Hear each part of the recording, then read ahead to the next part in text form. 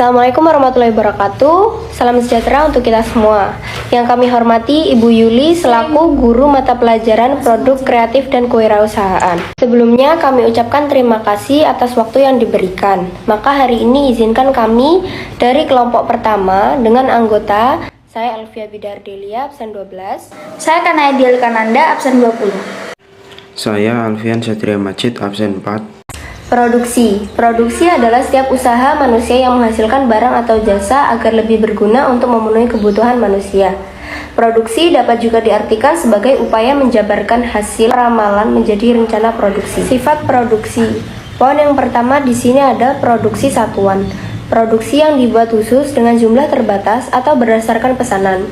Dibuat agar tampak eksklusif karena jumlahnya yang terbatas atau untuk melayani kepentingan pemesan sehingga produk dibuat sesuai dengan keinginan pemesan.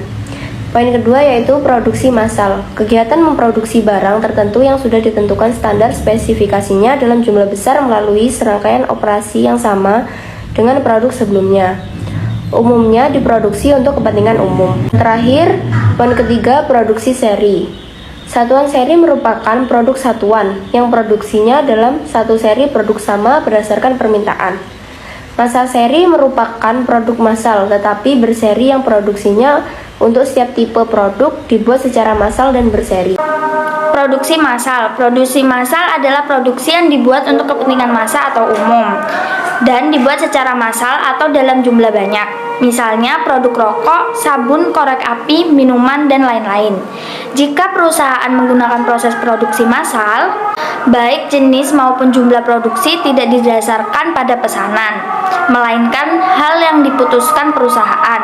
Biasanya didasarkan pada pertimbangan volume produksi dan volume penjualan sebelumnya atau dasar pertimbangan pihak-pihak tertentu. Karakteristik produksi massal. 1. Produk dihasilkan dalam jumlah besar, produksi besar-besaran. 2. Tujuan produksi adalah untuk menguasai pasar. 3. Biaya per unit rendah. 4. Produk dijual di pasar bebas free market. 5. Variasi produk kecil. 6. Harus ada persediaan untuk memenuhi permintaan pada masa tunggu lead time. Keuntungan produk massal. 1. Tinggi tingkat produksi dengan waktu yang singkat. 2. Rendah proses inventarisasi. 3. Tidak diperlukan tenaga yang tampil. 4. Tinggi kapasitas kegunaan. 5. Biaya per unit rendah. Kelemahan produk massal. 1. Kegiatan produksi sangat kaku.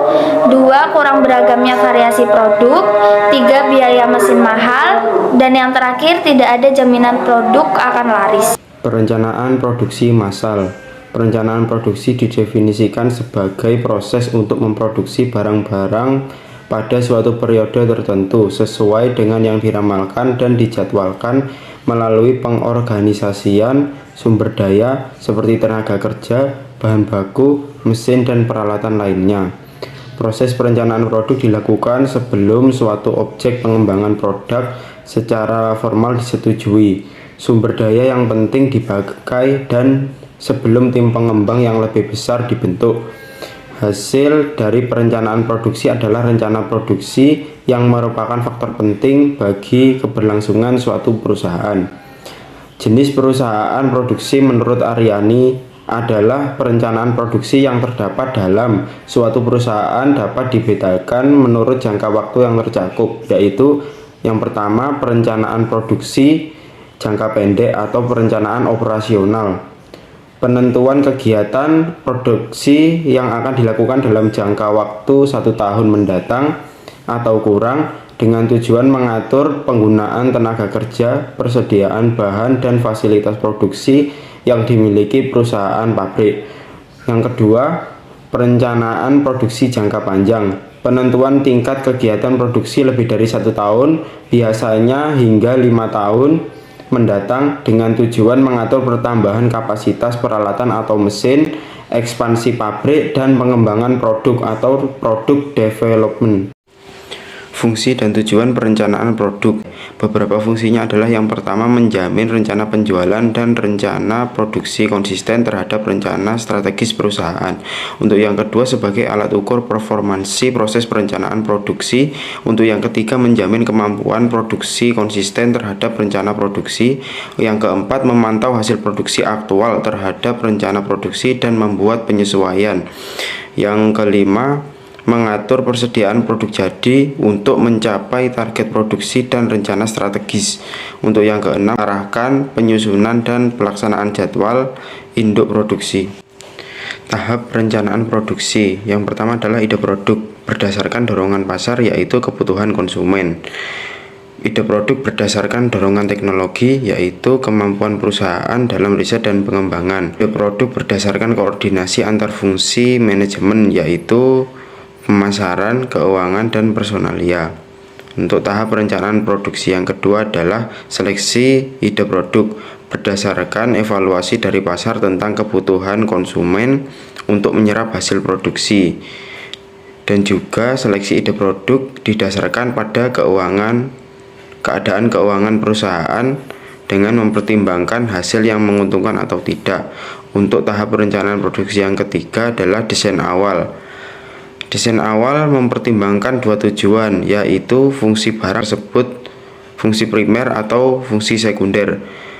Untuk tujuan yang kedua adalah fungsi style, seni atau estetika barang dengan melihat keseimbangan biaya, kualitas, dan perform produk.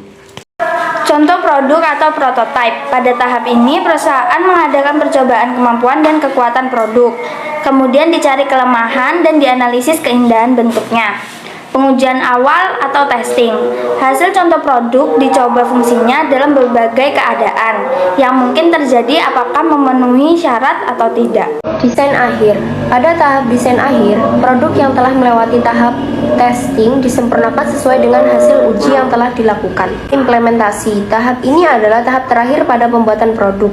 Pada tahap ini, perusahaan melalui proses produksi, dilihat masa depan pemasarannya atau bagaimana reaksi konsumen dan kemantapan di pasar. Di akhir presentasi ini, harapannya semoga teman-teman dapat memahami tentang perencanaan produksi massal. Presentasi hari ini dapat saya tutup. Mohon maaf apabila masih ada salah kata. Terima kasih. Wassalamualaikum warahmatullahi wabarakatuh.